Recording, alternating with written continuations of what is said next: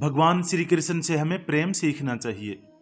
वैसे तो उनके प्रेम के बहुत उदाहरण हैं, पर एक उदाहरण से हम समझेंगे। श्री कृष्ण द्वारका के राजा थे। उनसे शक्तिशाली उस समय कोई नहीं था, उनसे धनी उस समय पे कोई नहीं था, लेकिन उन्होंने फिर भी अर्जुन का रथ चलाया। वो घोड़ों को पानी पिलाते थे, घोड़ों की सफाई करते थे। आज की भाषा में कहा जाए तो ड्राइवर का काम करते थे। जब पांडवों ने यज्ञ किया था तो वहां पर उन्होंने सारे लोगों के जूठे पत्तल उठाए थे। वो कहते थे कि अर्जुन मेरो प्राण है और मैं अर्जुन को प्राण, और अर्जुन के जीवन से जीवन हमारो है। तो प्रेम निभाना सीखना है तो श्री कृष्ण से सीखना चाहिए।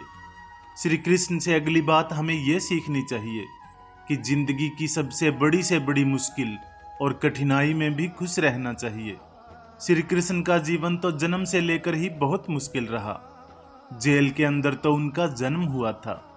पैदा होते ही कंस ने उनको मारने के लिए बहुत यत्न किए। हर पल उन्होंने जीवन में मुश्किलों का सामना किया, पर कभी उन्होंने दुख को स्वीकार नहीं किया। जीवन को पूरे आनंद से जिया, पूरी प्रसन्नता से जिया। हमारी लाइफ में थोड़ी सी प्रॉब्लम आती है तो हम हिल जाते हैं। कई बार तो कोई दुविधा होती ही नहीं, सिर्फ दुविधा आने का डर होता है, चिंता होती है।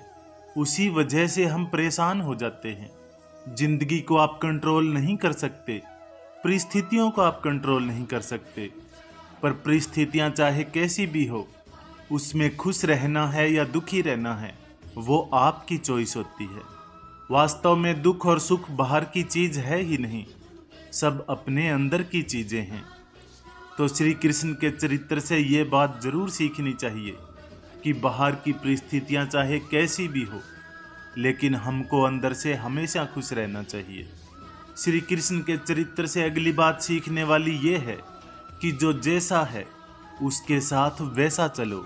श्री कृष्ण को भी पता था कि द्रोणाचार्य, भीष्म ये लोग धर्मात्मा लोग हैं, लेकिन वो अधर्म के पक्ष में खड़े हैं। तो अगर वो अधर्म के पक्ष में खड़े हैं तो वो भी अधर्मी हुए, और जो अधर्मी है उसका नाश जरूरी है।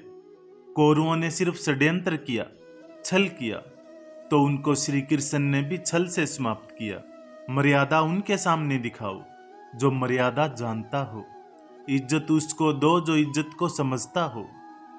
कई बार हम उन लोगों को इतनी ज्यादा अहमियत दे देते हैं, इज्जत दे देते हैं, जिन्हें उसकी वैल्यू होती ही नहीं है। और कई बार जो इंसान गलत होता है हम उसको कुछ कहते ही नहीं हैं, चुपचाप सहते रहते हैं।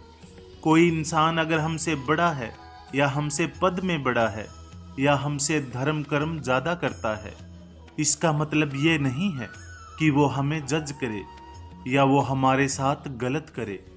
अगर कोई आपके साथ गलत करता है तो वहां मर्यादा काम नहीं आती। इसलिए श्री कृष्ण के चरित्र से ये जरूर सीखना चाहिए कि जो इंसान जैसा है उसके साथ वैसा चलो। दुष्ट के साथ ज्यादा अच्छा करोगे तो भी वो आपके साथ अच्छा नहीं करेगा, लेकिन जो आपके साथ अच्छा है, भलाई करता है, उसके साथ आप कभी बुराई मत करो। श्री कृष्ण के चरित्र से अगली बात हमें ये सीखनी चाहिए कि कभी किसी को खोने से मत डरो।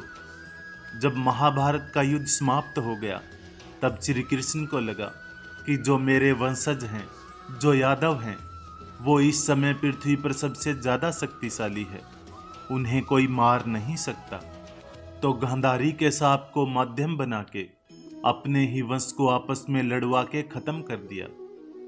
इतनी बड़ी जो सोने की द्वारका नगरी बनाई थी, वो पूरा महल समंदर में डूब गया। उनका सारा वंश ही खत्म हो गया और खुशी खुशी उन्होंने उसे स्वीकार किया। अपनी ब्रज भूमि से श्री कृष्ण को बहुत प्रेम था, लेकिन जब जरूरत पड़ी तो क्षण भर में उसका त्याग कर दिया।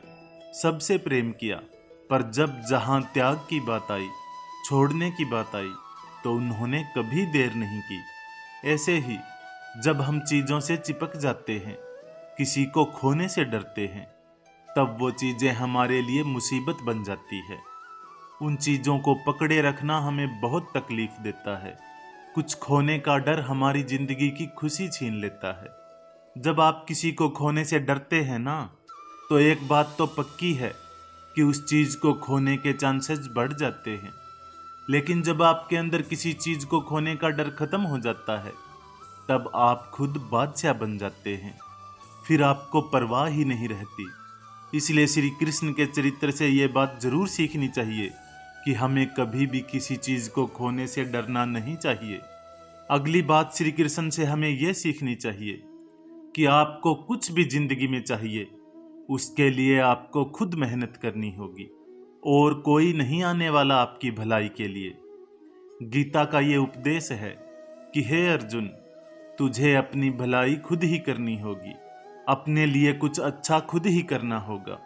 यही इस दुनिया का कड़वा सच है। हम लोगों को अपना सहारा मान लेते हैं, उनसे उम्मीद लगा बैठते हैं कि ये हमारी मदद करेंगे, मुसीबत में काम आएंगे, पर वो सच नहीं होता है। वो लोग आपके मुश्किल वक्त में कभी काम नहीं आते जिनसे आप सबसे ज्यादा उम्मीद लगाते हो। इसलिए आप खुद को ही इतना मजबूत बना लो कि आपको कभी किसी के सहारे की जरूरत ना पड़े। सहारा हमेशा कमजोर लोग लेते हैं। जिनके अंदर शक्ति होती है वो अपना सहारा खुद बनते हैं। श्री कृष्ण के चरित्र से अगली शिक्षा हमें ये लेनी चाहिए कि लोगों के बारे में कभी मत सोचो, सिर्फ वो करो जो सही है। श्री कृष्ण के चरित्र को लेकर आज तक भी लोग बहुत उल्टी सीधी बातें करते हैं। उस समय तो सोचो क्या हाल रहा होगा, पर उन्होंने कभी परवाह नहीं की कि लोग क्या कहते हैं। वही किया जो समाज के लिए सही है, वही किया जो धर्म था। कई लोग कहते हैं कि उन्होंने अपने वचन खुद तोड़ दिए। जहां उनके भक्तों की रक्षा की बात आई तो उन्होंने कहा कि मुझे मेरे वचन की कोई परवाह नहीं है। जहां धर्म की रक्षा करनी है, अधर्म को नष्ट करना है, वहां मेरा वचन कोई मायने नहीं रखता। जो अच्छा इंसान है मैं उसकी रक्षा करूंगा, और जो दुष्ट है उसका नाश होना बहुत जरूरी है। तो दुनिया चाहे जो भी कहे, आपको वही करना है जो आपके लिए सही है। आपको वही करना है जो आपके परिवार और समाज के लिए सही है।